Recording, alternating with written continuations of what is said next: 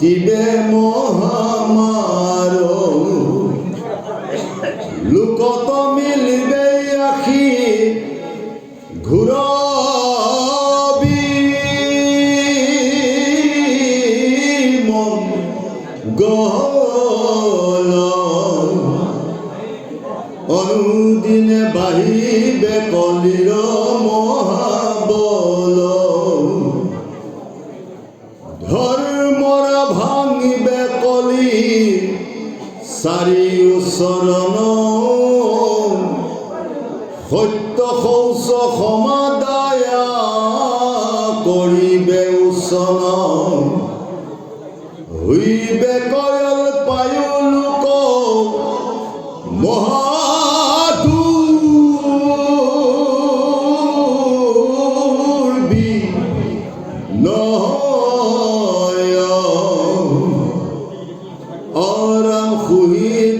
নচাৰিবে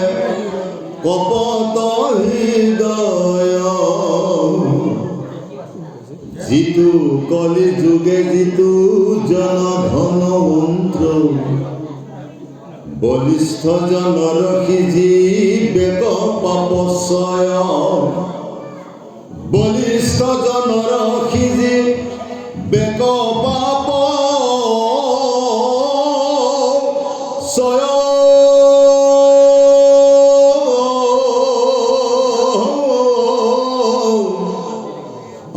অন্যায়তো বলিষ্ঠ নৰ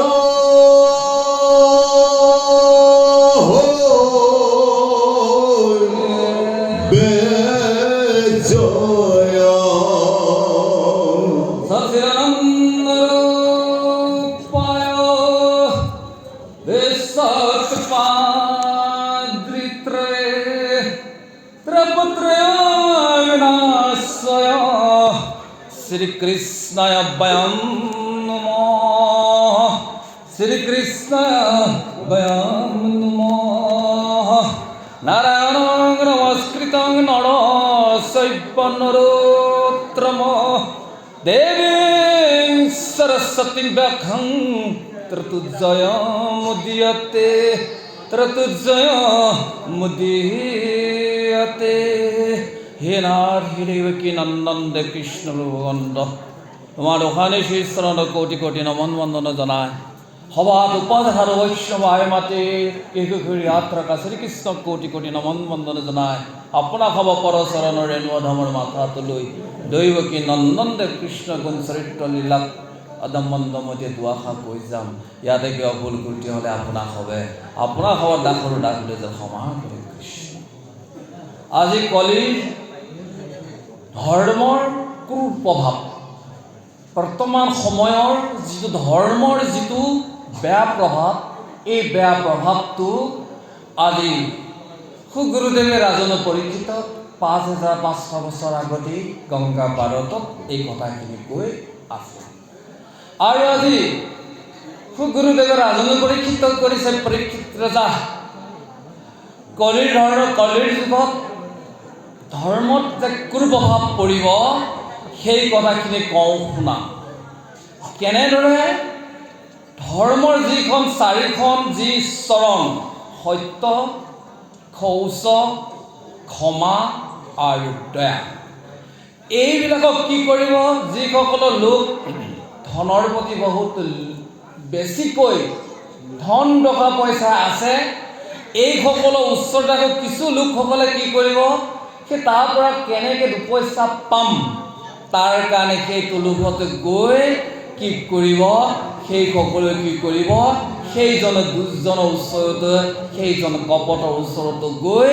সেই ধনৱন্তৰ ওচৰতো গৈ যিসকল সদাচাৰী গুণৱন্ত এইসকলে ধনৰ লোভত গৈ কি কৰিব তেওঁলোকৰ যিটো প্ৰভাৱ সৎপ্ৰভাৱ আছিল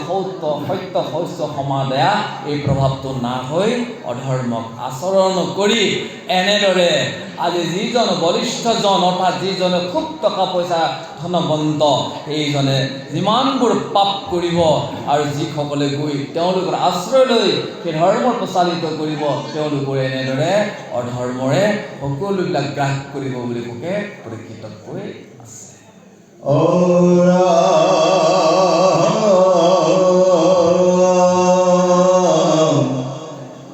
নকৰিবে কুলশীল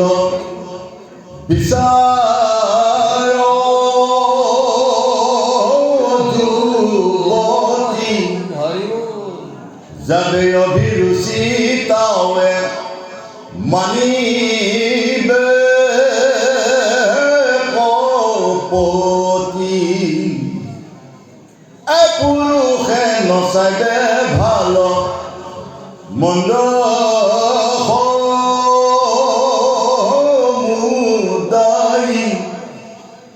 কৰিবে ভাৰ্যাৱানী যাকে বাঞ্ছা যায় সদায়ে বুলিবে মিছা কপট আচাৰ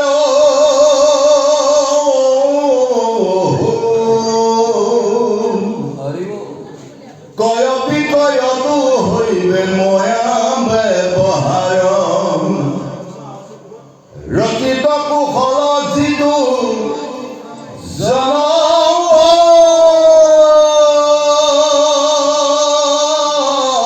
জনাচাৰী তাকে পুৰুষ বুলি অবেক দুষ্ট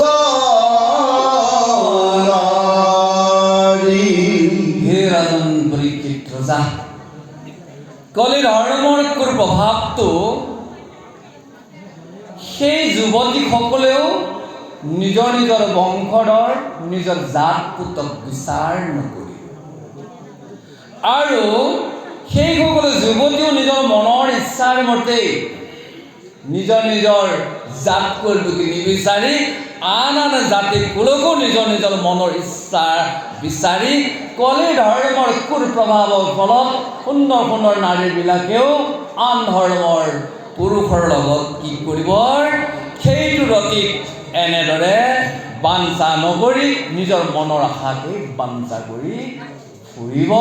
এয়া হৈছে কলিৰ যুগৰ ধৰ্মৰ কুপ্ৰভাৱ পৰিব বুলি পোকে পৰীক্ষিত কৈ আছিল। আজিও একেই সময়ত একেদিনে প্ৰতিফলিত হৈ আছে আৰু সেইকাৰণে এই দ্বাদশ স্কন্ধটো শুনা আমাক কি বেছিকৈ ভাল হয় এইকাৰণে দ্বাদশ স্কন্ধ শুনিব লাগে। আমি কলিৰ যুগত যিমানটো প্ৰভাৱিত হৈ আছে বৰ্তমান সময়ত আৰু পূৰ্ব জন্ম কৰ্ম ক্ৰিয়াৰ কাৰণে আমাক কপালত যিবোৰ লিখি পঠিয়ালে আমাক বিধিয়ে এই বিধিবোৰ যদি একমাত্ৰ বিনাশ কৰা যদি শক্তি সামৰ্থ্য ভাগৱতৰ আছে আৰু সেই ভাগৱতৰ হৈছে দশম স্কন্ধৰ যাৰ এই কপালত যিমানবোৰ পূৰ্ব জন্মৰ বেয়া বেয়া কৰ্মৰ লিখি আহিছিল এইবোৰ সমস্তবোৰ সমাপ্ত হ'ব বুলি বেদব্যাসে মহাপুৰুষ শংকৰদেৱে অকণমান পিছত আপোনালোক সেইটো পদৰ মাধ্যমেদি প্ৰতিফলিত হ'ব। একান্ত মনে শুনি থাকক। আমি অকণমান আগত ইংগিত দিছোঁ কেনেদৰে কপালৰ লিখন খণ্ডন হ'ব এই কথাখিনি শেষ মুহূৰ্তত আমাক বেদব্যাসে মহাপুৰুষ শংকৰদেৱে পদৰ মাধ্যমত উল্লেখ কৰিব। সকলোৱে বুজি ল'ব। সেইকাৰণে একান্ত মনে শ্ৰদ্ধাভাৱে কথাখিনি শুনক। এনেদৰে কলিযুগৰ ধৰ্মত যিসকল লোকে সদায় ক্ৰয় আৰু বিক্ৰয়তা কিনা আৰু বেচা বিজনেছমেন দোকানী যোনে যি বুলি কয় তাকে কৈছে ক্ৰয় আৰু বিক্ৰয়তা বেচাজন আৰু কিনাজন। এইসকলৰ মাজতো কি হ'ব বোলে সদায় তেওঁলোকৰ অন্তৰটো এটা মিছা কপটৰ আচাৰ থাকিব। কি মিছা কপটৰ আচাৰ? মিছা মানে দিব কপত কি থাকিব এইটো যদি বস্তু কিনি আনিছিলোঁ 10 টকা নহ'ব আকৌ কেইজনক কম এজনে যে সুধে কেইটকাত কিনিলে নিজকে উচ্চ দিবলৈ নহ'ব আৰু 10 টকা জেগাত কৈ দিব 20 টকা এইটো কৈছে কি বুলি যে এয়া হৈছে কপট আচাৰ কলিযুগৰ লোকসকলৰ দোকানদাৰীসকলৰ বেচা কিনাসকলৰ মাজতো এনেদৰে থাকিব এইকাৰণে থাকিব এইবোৰ সমস্ত ব্যৱহাৰিক দিশত এই ঘূৰ মায়াত পৰি থকা কাৰণে বেচা আৰু কিনাসকলৰ মাজত কোনো দিনাখন সত্যতা নাথাকে এনেদৰে সদায় কলিযুগৰ লোকসকল সদায় কি হ'ব কেনেদৰে অনাচাৰী বেয়া সেইবোৰতে সদায় কলিযুগৰ লোকসকলে মায়াত বশৱৰ্তী হৈ সেইসকল লোকে এনেদৰে কি কৰিব সদায় মিছা কপট ব্যৱহাৰতে তেওঁলোকৰ ৰচি হৈ থাকিব এনেদৰে আকৌ যিসকল মহা দুষ্টৰ পুৰুষ সেইসকলেও আকৌ ক'ৰবাত নহ'ব আৰু নিজৰ জাতিগত ত্যাগ কৰি আন জাতিগত যদি সুন্দৰ সুন্দৰ নাৰী পায় সেইসকলেও পুৰুষসকলেও এনেদৰে বিবাহিত কৰে বুলি শোকে পৰীক্ষিত আগতকৈ আছে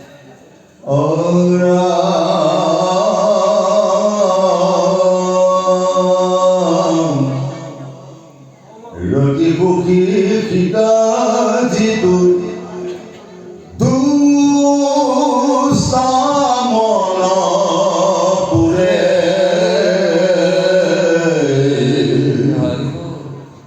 ইস্তি বুলি তাকে মানি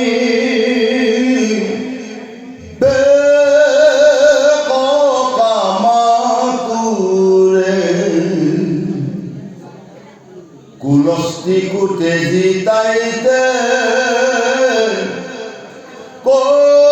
কৰিবে গৰতি নিজ স্বামী এৰিয়ান বংশীবে যুৱতী কলিৰজতে কদি যে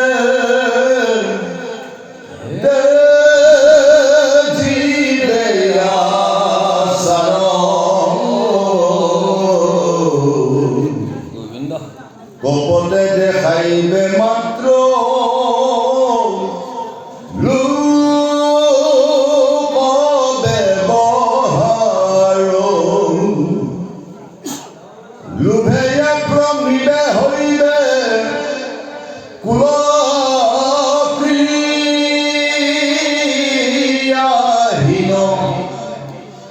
একে নৱগুণ মাত্ৰ অথাকিবে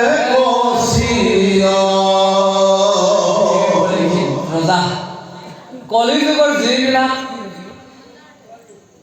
সুশিক্ষিত নাৰী বেয়া নাপাব দেই কোৱাৰ কাৰণে উঠি অহা প্ৰজন্মসকলে আকৌ গালি দিলে উপায় নাই সেইখিনি সময়তে সুখে পৰীক্ষিত পোৱা কথা আমিও অকণমান তিলে মাত্ৰ সজাই পোৱা নাই যিখিনি সময়ত কলিযুগৰ যিবিলাক শিক্ষিতা নাৰী এইসকলে সদায় নিজৰ মনৰ ওপৰত এটা দুষ্টৰ প্ৰবৃত্তি লৈ থাকিব সেই দুষ্টৰ প্ৰবৃত্তি লৈ সেই সময়ত দুষ্টৰ যিটো কথা ক'লে মনৰ কথা আজি সেই দুষ্ট মনটো আমাৰ হৈছে কি মোবাইল আৰু কৈছে কি সেই স্ত্ৰীগৰাকীয়ে পঢ়া শুনা কৰি সদায় কামাতুৰ হৈ দুষ্ট মনটোৱে সদায় সেই মোবাইলটোত কি কৰিব কেনেদৰে কাৰ লগত নহয় বাৰু গুৰুদেৱ হয় কেনেদৰে আন এজনৰ লগত ইটো কথা আৰু নহ'ব আমি খুলকে নকৰোঁ লিখিছেও মানিলে আকৌ কামাতুৰে মনৰ কামনা দেখি মোবাইলত যেতিয়া সুন্দৰ সুন্দৰ পুৰুষৰ সুন্দৰ সুন্দৰ বিউটিফুল চেহেৰাবিলাক আহিব কিছুমান পষ্ট দিব চাওক এতিয়া কোৱা কথা নাই তাহানিতে কোৱা কথা সেইসকলৰ সুশিক্ষিত নাৰীসকলে নিজৰ জাতিটোক ত্যাগ কৰি সেই নিজৰ মোবাইলত দেখা সুন্দৰ সুন্দৰ পুৰুষৰ লগত তেতিয়া কি কৰিব মেছেজ দিয়া আদি কৰিব আৰু এনেদৰে সেই দুষ্টা মনৰ্চিত নাৰীগৰাকীয়ে সেই তেনেদৰে সেইসকলৰ লগত স্বামী বৰণ এনেদৰে কৰিব আৰু ঠিক তেনেদৰে পুৰুষসকলৰো সেই একেটাই অৱস্থা হ'ব। এয়া হৈছে কলি ধৰ্মৰ কি ব্যৱস্থা? এইটো কুব্যৱস্থা, অৰ্থাৎ বেয়া। আৰু এনেদৰে যিসকলে ব্ৰাহ্মণ থাকিব, এইখিনি নাৰী আৰু পুৰুষৰ মাজত বৰ্ণন কৰিলে পোকে পৰীক্ষিত। এতিয়া আকৌ কাক ক'লে? ব্ৰাহ্মণসকলক। সেই পৰীক্ষিত ৰজা কলিযুগৰ যিমানবোৰ ব্ৰাহ্মণ লোকসকল হ'ব, এইসকলে ব্ৰাহ্মণৰ তত্ত্বটো কি কৰিব? ত্যাগ দিব। ত্যাগ দি তেওঁলোকে সদায় এটা মনৰ ভিতৰত কপট আচৰণ কৰি থাকিব। কেনেদৰে? লোকক ঠগি পুচি নহয় বাৰু, শুদ্ধ মন্ত্ৰ নাই গালে ওম নমঃ ভগৱতে বাসুদেৱ তন্ত্ৰ মন্ত্ৰ কৰি ক'লে 5,000 টকা দিয়া। আহা, আছিল কিবা মন্ত্ৰ, গাই দিলে কিবা মন্ত্ৰ, নহ'ব। এনেদৰে কি কৰিব? সেই লোকসকললৈ মস্ত এটা কমণ্ডল লৈ, নহয় বাৰু, ধুনীয়া এখন ধুতি পিন্ধি লৈ, 3 বস্ত্ৰ পিন্ধি লৈ, ব্ৰাহ্মণক দেখা কপট ব্যৱহাৰ কৰি এনেদৰে নিজৰ যিটো কুল, ব্ৰাহ্মণৰ যিটো কুলৰ যিটো ক্ৰিয়া, যিটো কৰ্ম, এইটো কি কৰিব? চববিলাকে বিনাশ কৰি কপট দেখাই লোকৰ পৰা মাত্ৰ কি কৰিব? কেনেদৰে ধন পাওঁ, কেনেদৰে 2 পইচা ইনকাম হৈ থাকিম, ব্ৰাহ্মণসকলে এনেদৰে থাকিব। কিন্তু সেই ব্ৰাহ্মণৰ গাত কিন্তু 9টা গুণ থাকিব, কিন্তু 9টা গুণৰ এটা কামো নকৰে বুলি পোকে পৰীক্ষিত হৈ আছে।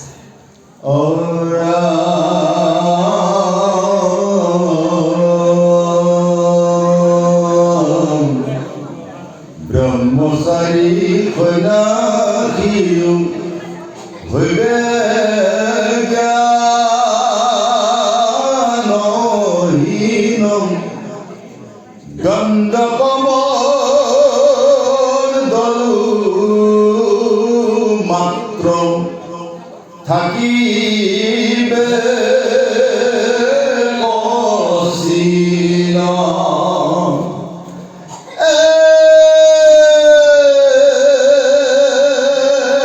কতিত কপিন হৰি ৰত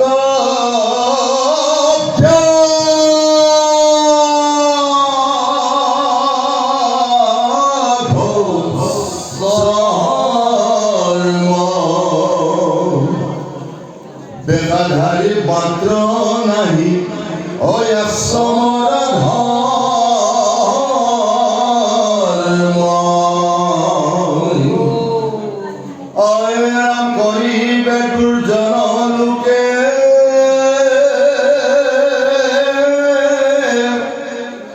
ধন দেখে গৈ সতী ধন দিলে অন্য ইয়তো হৈবে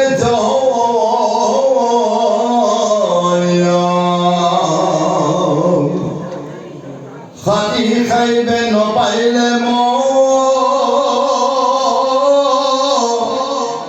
নত হৈবে সংগ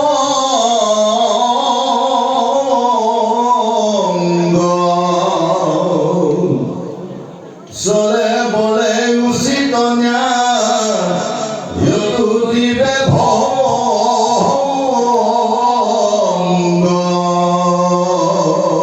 ৰাজন পৰীক্ষিত ৰজা কলিযুগৰ যিমানবোৰ ব্ৰহ্মচাৰী, সেইসকলৰ সন্ন্যাসে হ'লেও তেওঁলোকৰ কি হ'ব? জ্ঞানটো মতিভ্ৰষ্ট হ'ব। সেই সন্ন্যাসীজনৰ হাতত যদি কমণ্ডলটো থাকে আৰু শৰীৰতো যদি বাঘৰ ছালখনকো পিন্ধি থাকে, এনেদৰে সেই সন্ন্যাসী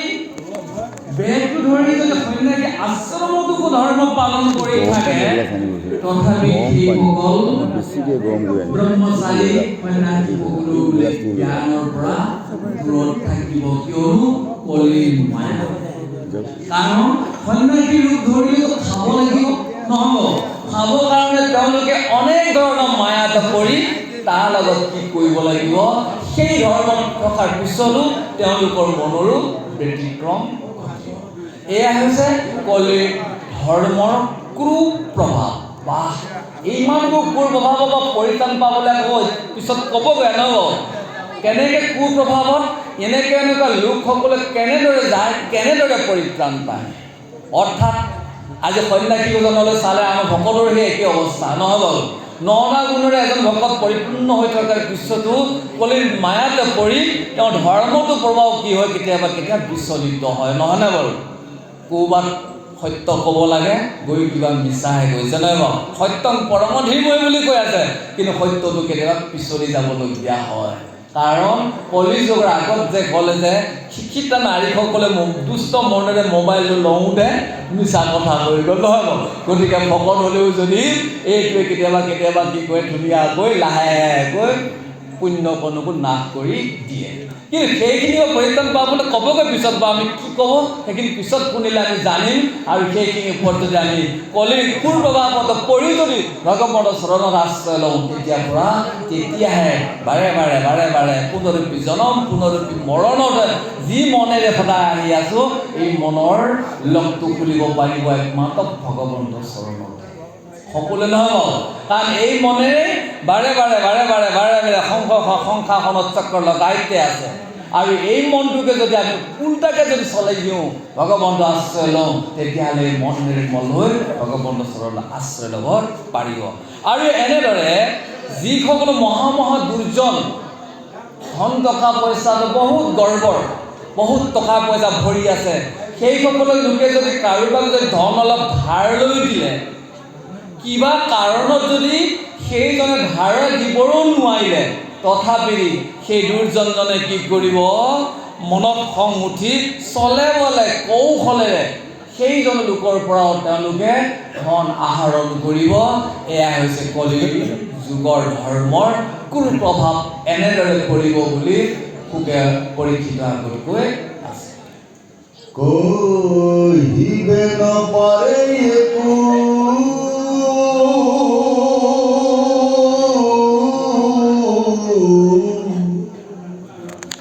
বেদ শাস্ত্ৰ তন্ত্ৰ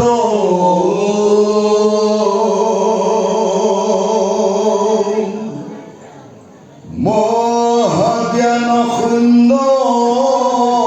পৰ মাৰ্থ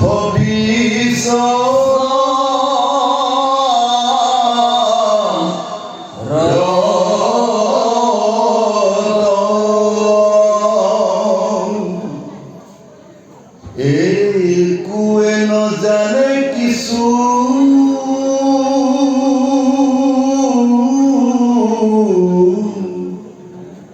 নবাৰে সন্দিত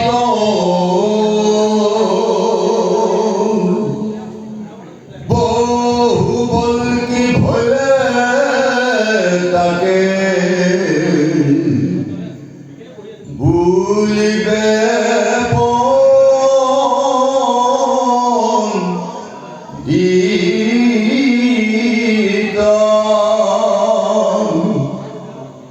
ধন জন বিভৱন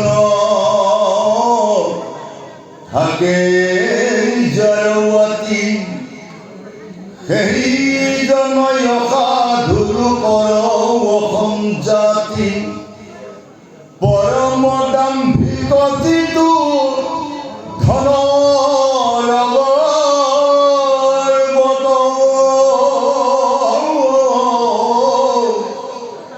সেই জন মহাসাধু বোলাই বেলো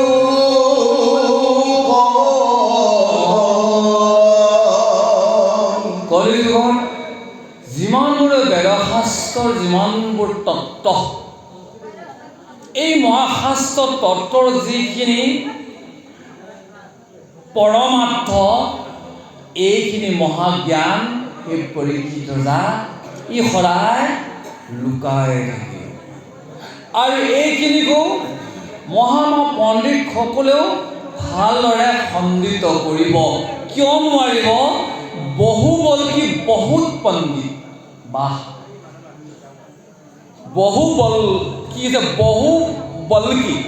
বহু মানে বহুত পণ্ডিত, বল্কী মানে অসংখ্য পণ্ডিত, তেওঁ সকলো লোকে কলিযুগৰ লোকসকলে মহাপণ্ডিত হোৱাৰ কাৰণে যিটো ভাগৱত শাস্ত্ৰৰ যিটো তত্ত্ব, যিটো পৰমাৰ্থ, এইখিনি কি কৰিব সদায় ই বিলুপ্ত হৈ থাকিব, বাকী কথাখিনিকে বাৰে বাৰে প্ৰচলিত কৰি থাকিব। সেই পৰীক্ষিততা কলিযুগৰ যিজনৰ লোকৰ লগত ধনে টকাই পইচাই চাৰিওফালে পৰিপূৰ্ণ হৈ থাকিব, সেইজনকে কি কৰিব? লোকসকলে সেইজনকে মহাসাধু বুলি প্ৰশংসা কৰি সেইজনকে কি কৰিব? লোকসকলক কৈ ফুৰিব, এইজন ধনমন্দ বোলে এইখন সংসাৰৰ মহাসাধু লোক। হয় প্ৰভু, আকৌ এটা ক'বগৈ কথাখিনি অলপ পিছত, কোৱা আগতে আমি বৰ্ণন কৰিছোঁ। কাৰণ টকা জনকে কি কৰিব? লোকসকলে সাধু বুলি ক'ব। আৰু যিজনৰ সাধুৰ গাত একো বস্ত্ৰ নাই, কাপোৰ নাই, খাবলৈ নাই, কিন্তু সেইজনক সাধু বুলি নক'ব। যিজনে ধন টকা পইচা যথেষ্ট বৃহৎ, সেই সকলোকে লোকসকলে সাধু বুলি ক'ব বুলি কলিৰ ধৰ্মৰ এইটো একো প্ৰভাৱ বুলি বৰ্ণন কৰি আছে।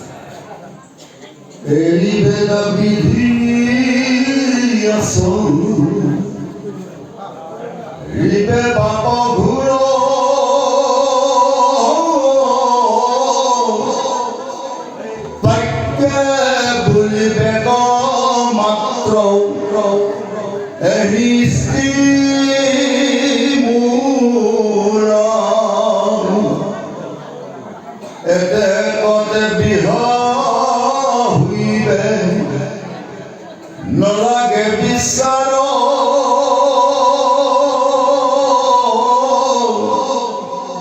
জ্ঞাতি কুটুম্ব হবে বেহি খাইবে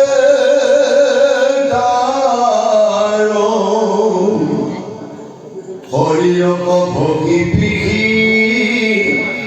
কৰিবে স্নান হুইবে কলিত অলংকাৰ হিমান চতুৰ্ভীতি বেহি মাথে ৰাখিবে কবহ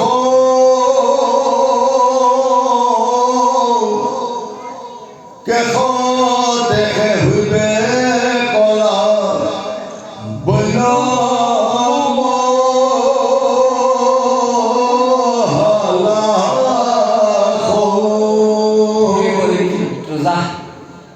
কলিযুগৰ অলংকাৰ। এতিয়া আমি ভাবি আছোঁ অলংকাৰ, সোণৰ চেইন, আঙুঠি বোলক অলংকাৰ বুলি কৈ আছোঁ ন প্ৰভু। সুগুৰুদেৱে ৰাজন পৰীক্ষিত কৈছে, পৰীক্ষিত কলিযুগৰ অলংকাৰ কোনবোৰ হ'ব? যিসকল লোকে শাস্ত্ৰৰ কথা বা বেদৰ কথাবিলাকক এৰি ঘোৰ পাপ কৰ্ম কৰিব। ভালকৈ শুনি লওক, কলিযুগৰ অলংকাৰ হৈছে এই কলিযুগৰ যি শাস্ত্ৰৰ আৰু বেদৰ যিবোৰ নিয়মৰ মতে নচলি যিবোৰ বেয়া কৰ্ম কৰে, যিবোৰ ঘোৰ পাপ কৰে, এইবিলাকে কি কৰিছে? কলিযুগৰ অলংকাৰ। আৰু এইবোৰকেই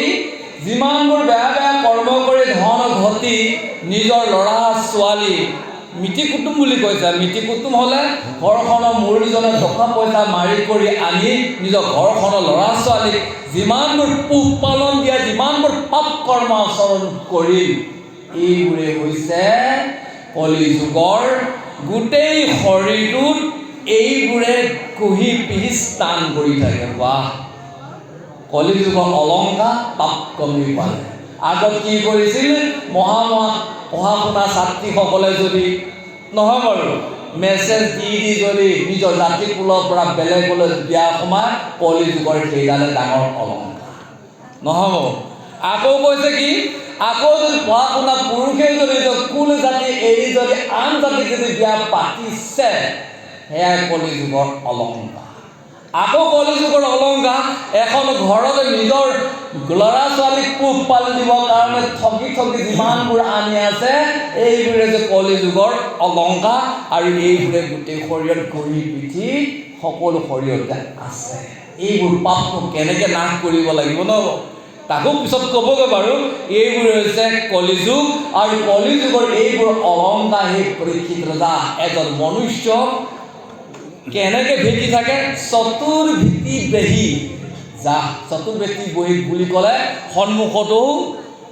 পিছৰ পিনেও মূৰৰ ওপৰৰ পিনেও ভৰিকেইখনৰ তলতো হাতকেইখনতো আহে কেনেকৈ আহে এতিয়া চতুৰ্ভেটি আমাৰ এই যিখন আমাৰ স্বদেহী জান স্বদেহী জানত ভগৱন্তই কি কৰিছিল 5টা তত্ত্বৰে তৈয়াৰী কৰা চিতি মাটি জল পানী তেজ অগ্নি বায়ু আৰু গগনমণ্ডল আকাশে তৈয়াৰী কৰা প্ৰথম 5টা তত্ত্ব আৰু 5টা তত্ত্বৰ পিছতে ভগৱন্তই কি দিলে এই মানৱী জানখনৰ ভিতৰত শৰীৰটোৰ ভিতৰত তাক কৈছে অপতন্মন্তা ভিতৰত কি দিলে আকৌ 5টা তত্ত্ব দিলে সেয়া হৈছে ৰস ৰূপ গন্ধ স্পৰ্শ আৰু শব্দ এইকেইটা দিলে তন্মতা ভিতৰত আমি টাইম খাইছোঁ যদি সুন্দৰ দেখিছে নহ'ব ৰস আছে কৈ আছোঁ ইত্যাদি ইত্যাদি তাৰপিছতে কি দিলে ভগৱন্তই আকৌ 5টা জ্ঞানেন্দ্ৰিয় তত্ত্ব দি এইটো শৰীৰ বনালে এইকেইটা 5টা জ্ঞানেন্দ্ৰিয় তত্ত্ব হৈছে 2খন কাণ কথা শুনি আছোঁ আৰু 2টা চকু জ্ঞানেন্দ্ৰিয় আৰু এটা নাকত 2টা ফুটা দিলে হ'ল জ্ঞানেন্দ্ৰিয় আৰু বোলে কি জ্ঞানেন্দ্ৰিয় তত্ত্ব আমাৰ যিখন জিভা নহ'ব জ্বালা খালে গম পাওঁ আৰু নাখালেও গম নাপাওঁ নহ'ব আকৌ এটা তত্ত্ব কি দিলে আমাৰ ছালখন নিদিলেতো তলত বগা বগাই ওলাই থাকিলৈ এইটো এটা জ্ঞানেন্দ্ৰিয় তত্ত্ব ছালখনত যদি মহ এটা খায় সকলোৱে গম পোৱা যায় আকৌ কৈছে 15টা তত্ত্ব হ'ল 15টা তত্ত্বৰ পিছতে আকৌ ভগৱন্তই কি দিলে আকৌ এটা 5টা তত্ত্ব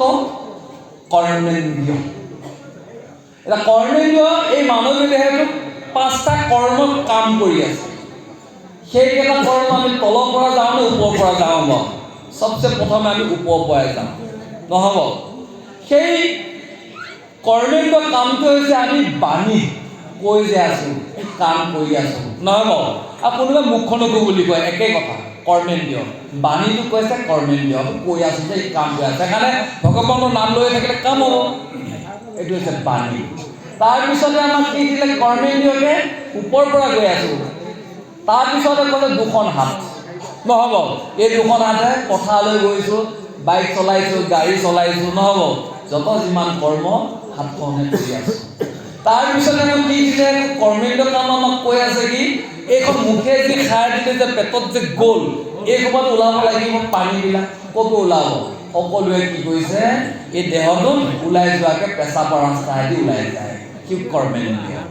আকৌ যিমানবোৰ খালোঁ এই সময়ত ওলাব লাগিব দেহটো কোনটো ফুটাই ওলাই যাব সেইকাৰণে ভগৱন্তই কি কৰিলে আন এটা দিলে সেইটো কৈছে মূলাধাৰ চক্ৰ অৰ্থাৎ পায়খানা ৰাস্তা কাম কৰি আছে যদি বন্ধ হয় ডক্টৰৰ ওচৰত নি পেলাই এনিমা লগাব লাগিব হয়নে নহয় বাইদেউ কথা সকলোৱে জানে বাৰু আচ্ছা ইয়াৰ পিছত আকৌ এটা তত্ত্ব কি দিলে এই দেহটোক চলিবৰ কাৰণে কৰ্মেন্দ্ৰিয় তত্ত্ব দিলে বোলে কি ধুনীয়াকৈ 1-2খন ভৰি দিলে এইখন ভৰিয়ে চুৰ কৰিবও পাৰে বেয়া কৰ্ম কৰিব পাৰে নহ'ব আৰু ৰাতি হ'লে লেডিজবোৰ ডান্সা মাৰিবলৈ যাব পাৰে খাইলৈ আন্ধা কান্দো ইত্যাদি ইত্যাদি ইত্যাদি এয়া হ'ল 20টা তত্ত্ব 20টা তত্ত্বৰ পিছত ভগৱন্তই কি কৰিলে আন এটা তত্ত্ব দিলে কি হৃদয়খন দিলে বোলে মন এটা দিলে মন নহ'ব এই মনটো দিলে এই মনটোৱে আমাক বাৰে বাৰে 2টা কাম কৰি থাকে এটা মনে আজি এইবোৰ কাম কৰি আছে নহ'ব চব পাপাচৰণ কৰি আছে এই মনে কোৱাৰ কাৰণে আমি ভুগিব লাগিব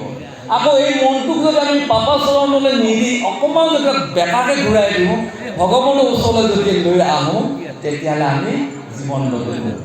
থাকিব পাৰিম আৰু এই মনটো আহিলেও নহ'লে তাৰ লগত আকৌ এটা দিলে কি জানেনে বাৰু 22 নম্বৰ তত্ত্বটো দিলে চিত বা চিতটো নহ'লে আকৌ নহ'ব চিতটো হৈছে আমাৰ প্ৰাণ আমি সকলোৱে আছোঁ সেইটো পাহৰি চিত দিয়াৰ কাৰণে আমি আছোঁ চিতটো নিয়াৰে নেপেলকৈ পৰি থাকিলে গোবিন্দাই নমনাব হাতেও কৰিব নহ'লে কামো কৰিব গতিকে সকলোৱে আমি চিতটো দি আছোঁ চিটটো দিয়াৰ পিছতে আকৌ ভগৱন্তই কি এটা বস্তু স্থিতি কৰিলে ইয়াতে বুদ্ধি। আমি যদি ভাগৱত কথাখিনিক যদি আজি ভগৱন্তৰ চৰণত মনটো নিৱেশ কৰি চিটটোতো সকলোৱে দিছোৱেই, সকলোৱে আসনত বহি আছো নহয়, ভগৱন্তক চাই আছো, আকৌ আমি কাণেদি শুনিছো, শুনি এই জ্ঞানখিনিক যদি আমি কাণেদি শুনি যদি মনৰ ভিতৰত যদি অনুভৱ হৈ আছে, সেই অনুভৱখিনি হৈছে বুদ্ধি। সেই বুদ্ধিটো যেতিয়া আমাৰ সদায় বুদ্ধিটোৱে আমাক পাপা দুৰাচাৰলৈ লৈ গৈ থাকে, এই বুদ্ধিটো পৰিষ্কাৰ হোৱাৰ লগে লগে মনৰ ভিতৰত যিটো আমাৰ ২৪ নম্বৰ যিটো তত্ত্ব অহংকাৰ সোমাই আছে, অহংকাৰটো বিনা। সেইকাৰণে মহাপুৰুষ মাধৱদেৱে কি বুলি ঘোষণা লিখিছিল, অকণমান গাই দিছোঁ। সমস্ত জীৱ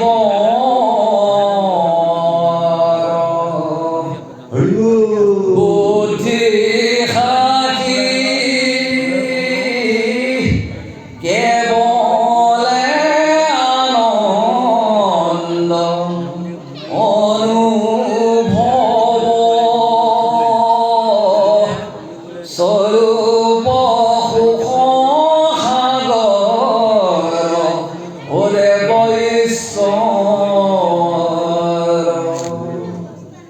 এই ভাগৱত শুনি আমি যদি আনন্দ অনুভৱ কৰিছোঁ, সেই বুদ্ধিটোৱে যেতিয়া ভাগৱত শুনি যেতিয়া আমি আনন্দ পাই যাম, বুদ্ধিটো সৎ হোৱাৰ লগে লগেই সেই বুদ্ধিৰ পৰা যেতিয়া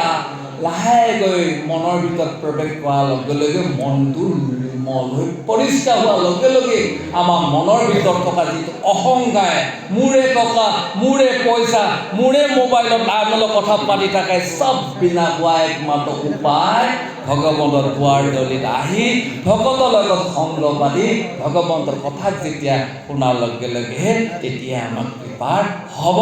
আৰু এনেদৰে কলি যুগত এইবিলাককে চাৰিওফালে ব্ৰেহি লৈ এইবোৰে অলংকাৰে সকলোকে কেশতে ধৰি লৈ এনেদৰে কলি যুগে কলিৰ প্ৰভাৱতে সকলোৱে মহা লাভ তাকেই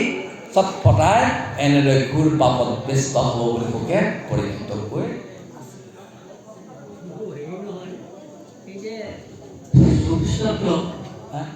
সুবিস্তত্ব হ'ল যেহেতু সুবিস্তত্বই গঠিত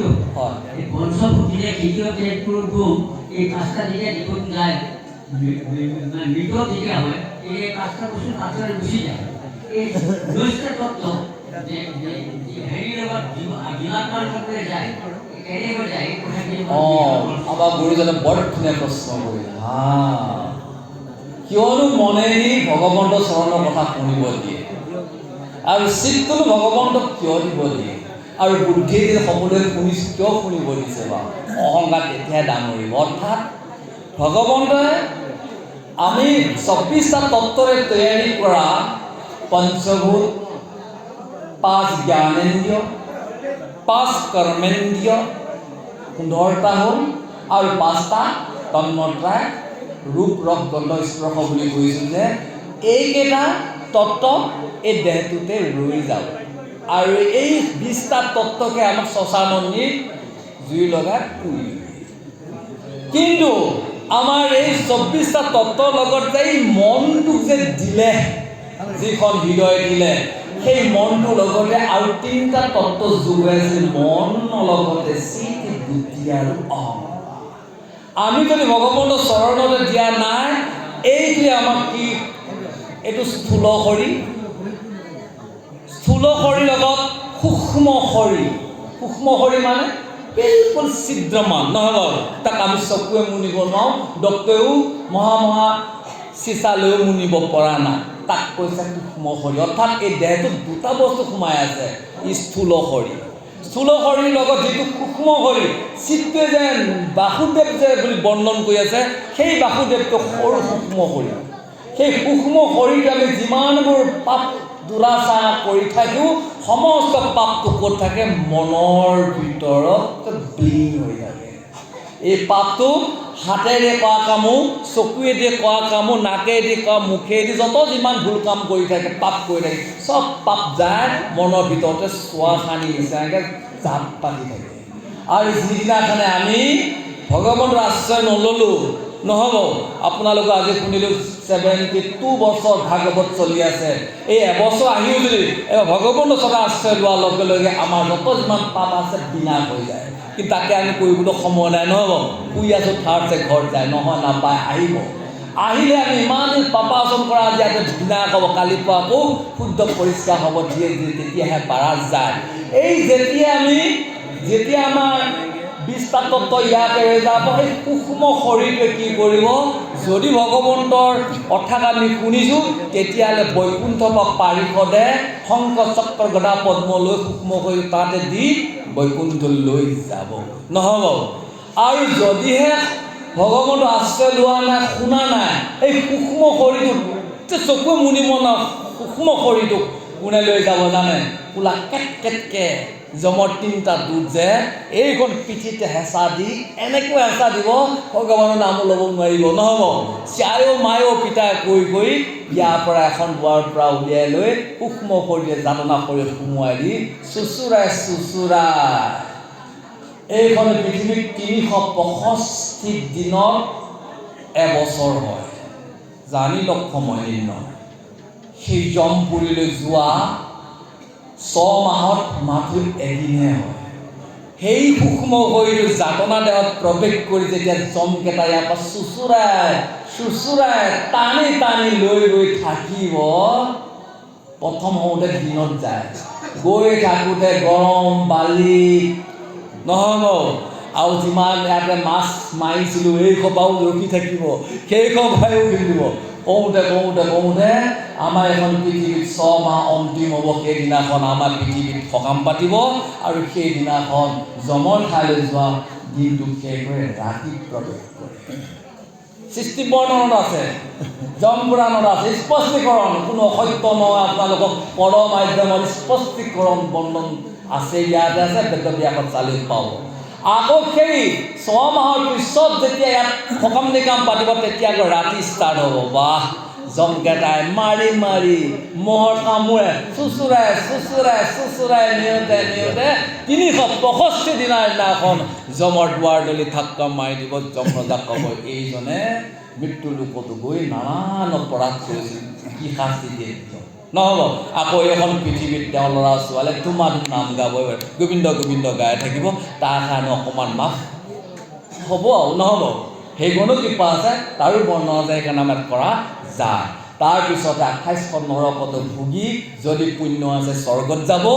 আৰু যদি পুণ্য নাই আকৌ এখন পৃথিৱীত আহি এই ঘৰখনত যে কেঁহা বনত পৰি থাকক ভাল মানুহ নাহিলে উঠাই নিদিয়ে যুগ কৈ কেঁহা বনতে থাকক গৰুৱে খালেও আকৌ বুজি থাকিব লাগিব নহ'ব এইবোৰ পাপৰ প্ৰায়শ্চিত্ত ইয়াত হ'ব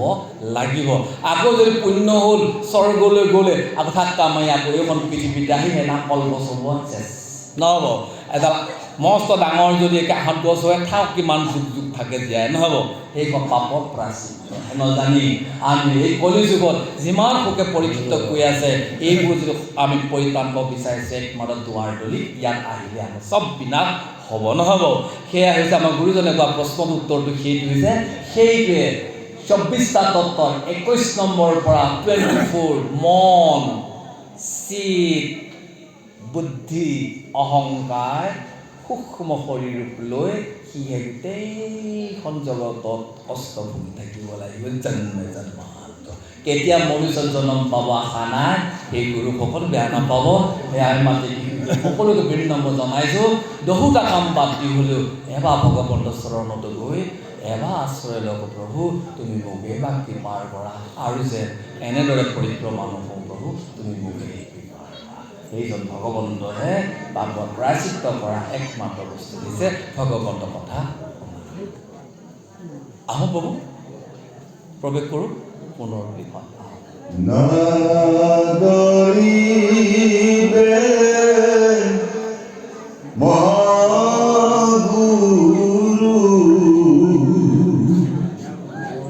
জনকহে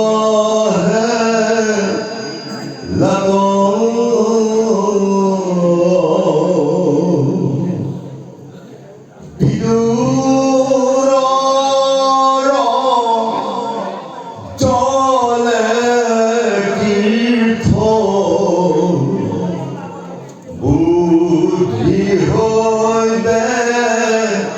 জানো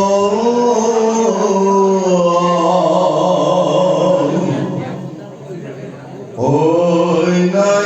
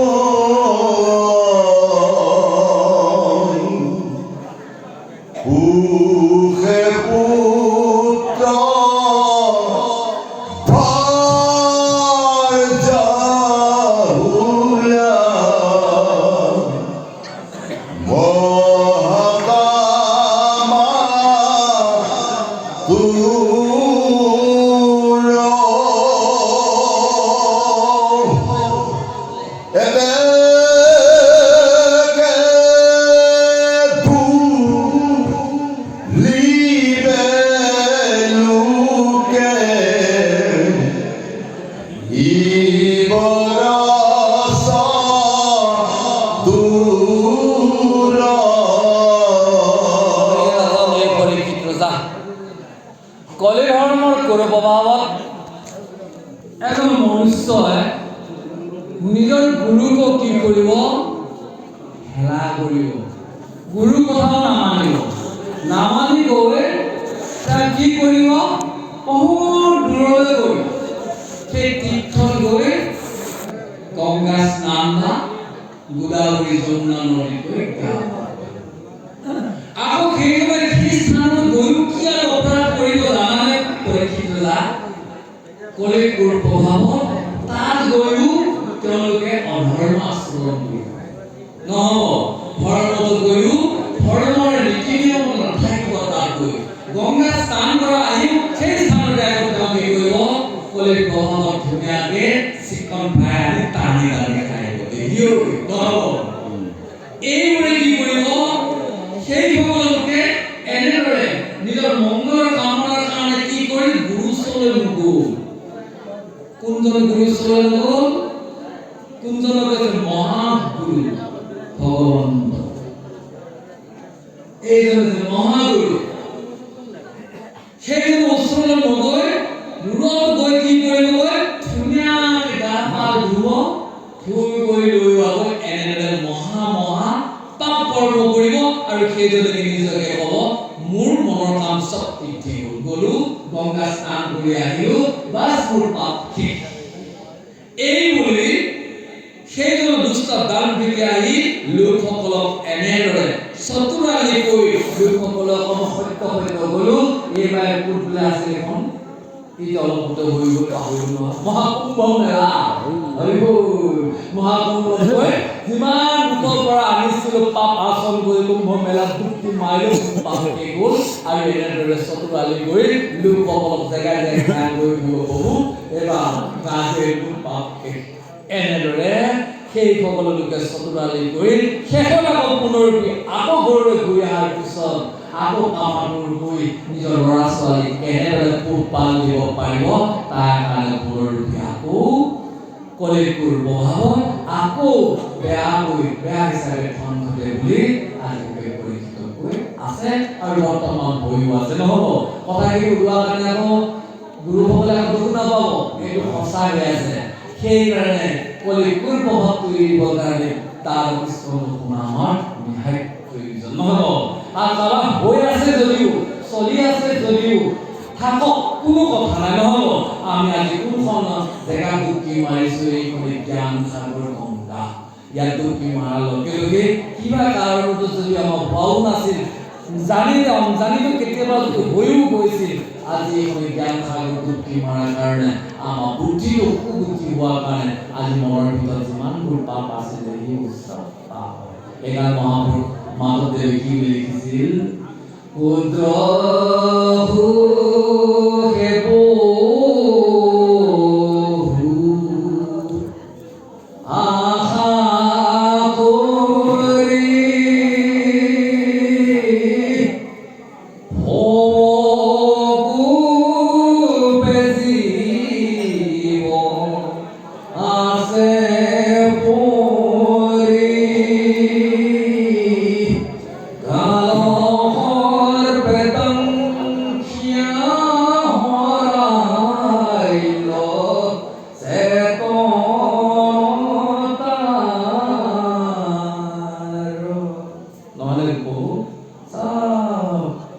আমি ক্ষুদ্ৰ কাৰণে অকমান আশাবাদী হৈ কত কিমান যে বেয়া কৰ্ম হৈ আছে নহ'ব এইখিনিৰ কাৰণে আজি ফুলমাৰী আপোনালোকৰ নামঘৰ প্ৰাংগণত নহ'ব গুৰু মহন্তসকল উদ্যোক্তাসকলে আজি এই ৭২ বছৰ ভগৱানৰ চৰণত আজি আমি কি কৰিছোঁ আশ্ৰয় লৈছোঁ প্ৰভু তুমি এবাৰ ইয়াৰ পৰা ৰক্ষা কৰি আমাক কৃপা কৰা নহ'ব আৰু তাৰপাছত আমি আশ্ৰয় লৈছোঁ এতিয়া মহাপুৰুষ মাধৱদেৱে কৈছে বাংলামে প্ৰতিমূৰ্তি ভগৱান শব্দৰ বিভ্ৰম শিষ্যৰ আশ্ৰয় আমি সকলোৱে কি বুলি লৈছোঁ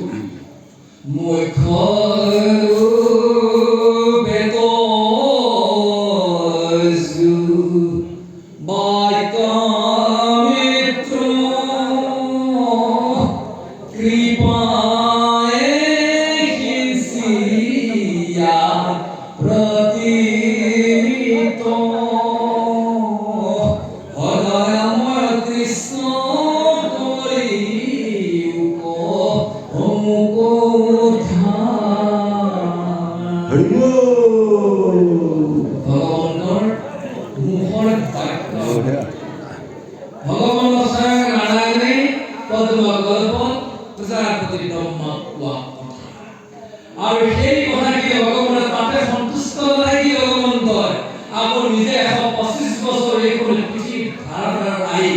আকৌ কথাটি কাম কৰিব বোলে তেওঁ অতি মৰমৰ বন্ধু উদ্ধৱ আৰু সেয়া ভগৱানৰ মুখৰ বাক্য প্ৰতিটো শব্দ আৰু এই শব্দটো যেতিয়া আমাৰ প্ৰভুজনে ইয়াৰ পৰা গায়ন কৰি দিয়ে কোৱাৰ লগে লগে শব্দ ব্ৰহ্ম ভগৱানৰ এটা শব্দ কৃষ্ণ হৈ গৈ আছে আৰু কি কৈছে ইয়াত প্ৰতিফলিত হৈ প্ৰতিনিত প্ৰত্যেক কাণে স্পৰ্শ কৰাৰ লগে লগে বুদ্ধিটো সৎ হৈ মনৰ ভিতৰত যিমান মূল্যৱান আছে চাপ নিকা কৰি মন পবিত্ৰ হৈ মনতে ভগৱানক সাক্ষাতে বাহুদেৱ বুলি অনুভৱ হয় এয়া হৈছে কলিযুগৰ পৰম মনোহৰ সেইকাৰণে আমি ভাগৱত উৎসৱ আশ্ৰয় ল'লে আমি কলিযুগত যত যিমান কৰি নাথাকোঁ সমস্ত কৰি বিনাশ কৰা একমাত্ৰ কলিযুগৰ আৰু এইখন পৃথিৱীৰ প্ৰতি স্বামী এইখন পৃথিৱীৰ একমাত্ৰ স্বামী সকলো মনুষ্যৰ একমাত্ৰ এই ভগৱন্তৰ পাৰোঁ শুনিব পাৰোঁ তেতিয়াহ'লে এইখন পৃথিৱীৰ পৰা তেতিয়াহে যেতিয়া নৰেশ্বৰ ত্যাগ কৰিব তেতিয়াহে যাব পৰা